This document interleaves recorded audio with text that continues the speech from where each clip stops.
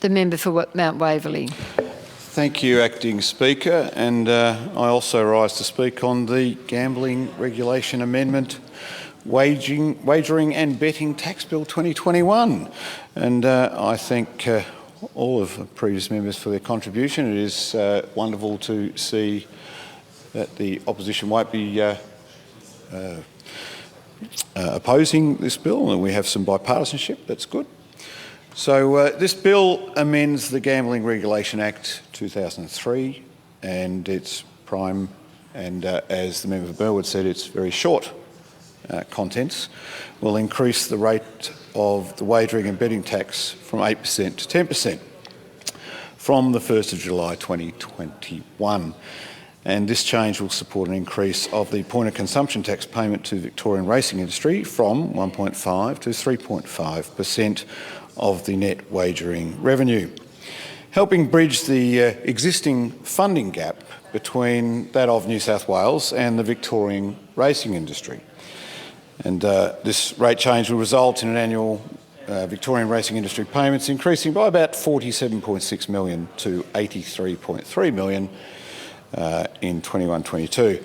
And as other members have mentioned, racing is part of the culture of, I guess, what is being a Victorian. I'm fairly sure we're the only state that has a public holiday for a horse race, and I think in general we all look forward to Melbourne Cup Day.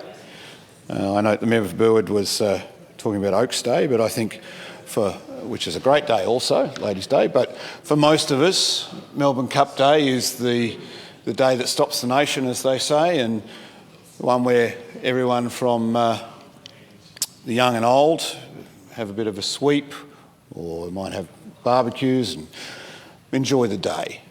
For those that go to the races, obviously it's fantastic as well, and the trains are usually full and a lot of merriment is involved. So supporting our racing industry is supporting what we know as being Victorian. And my family has a little bit of experience in the racing industry. And there was David Fregon was a trainer. I think his most popular horse was Island Spy. He won a couple. But racing comes into all of our lives. I can think of just a few weeks ago, I was at the Mount Waverley Reserve. Waverley Blues were playing a home game. We got to the half-time break, and all of a sudden everyone stopped and put on a race on the TV, and everyone stopped and watched the race. And there was a horse by the name of Explosive Jack that won that race. It was at Group 1. There was a lot of excitement in the room, and it turns out there were a number of part owners in the room, and there's a lot of goodwill to be had for them. So to Dilmar and the others, you seem to be on a winner there, and I think they've had some success since then as well. So it really does permeate through our communities. And so this increase in revenue will encourage the ongoing investment in an industry that injects an estimated $4.3 billion annually into Victoria's economy and sustains more than 33,000 full-time equivalent jobs. That's in regional Victoria. More than 100 clubs support over 9,700 full-time equivalent jobs and provide an estimated $1.15 billion annually, if you don't mind, in economic value, making it a significantly valued sector. Now, the gambling as such is a part of our life, and obviously we regulate that. And I can remember growing up, my grandpa would sit there, he'd be with the paper in front of him and he'd be ringing up the tote or the TAB. I can remember my father had a phone account, as they do. I can still remember the Canberra is such and such and such. I won't say the number because it might still be valid.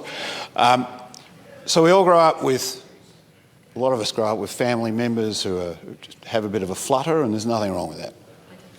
Now, obviously, when that becomes more than just having a flutter, well, then it starts to become a problem.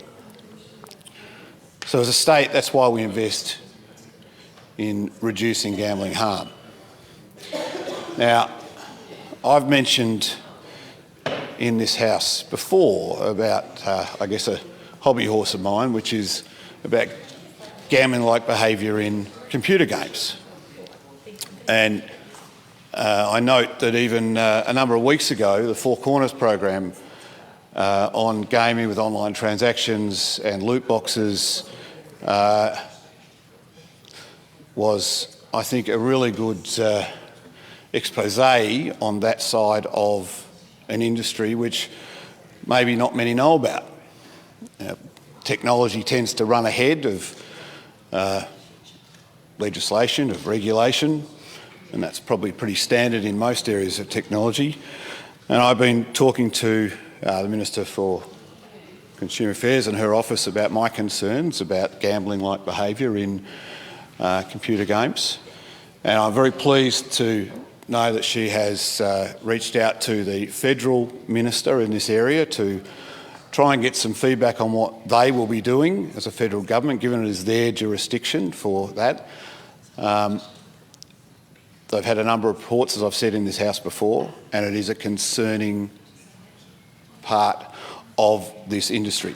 It's a huge industry. Now, when we talk about the point of consumption tax, it is probably difficult, as I accept, that to classify gambling-like behaviour or loot boxes as gambling. I appreciate that there's complexities there because there is no actual money reward. It's not like a poker machine. It's not like the horse races. It is somewhat removed. So I can understand there's complexities. I can understand that this may take some time to work out what is gambling, what not is gambling. But I do think that's something as a country we need to look at and we need to classify, especially when these things are available in games that are for open to 7-year-olds or 10-year-olds or 15-year-olds who can potentially be earning their own money and have their own debit card and parents don't know. So I guess I put it to you that when I read the Victorian gambling legislation and the definition of gambling, and I look at least some of the aspects of loot boxes that are available in G-rated games, I don't see the difference. There may not be actual currency coming back, but there is things of value. There is a risk-reward of differing value depending on the money you put in. I make the argument that they are very similar. So if we're looking at a point of consumption tax, which I support, and I note that we all in this House seem to support it, which is great, and we look at the point of that tax, which this government brought in to get some revenue from where the transactions are happening, i.e. in Victoria, and we look at companies like the types of, I would imagine, Bet365, Ladbrokes, PointsBet, Sportsbet, all those sort of companies are the ones that are contributing to the Anzac Fund, the Hospitals and Charities Fund. This is a good thing.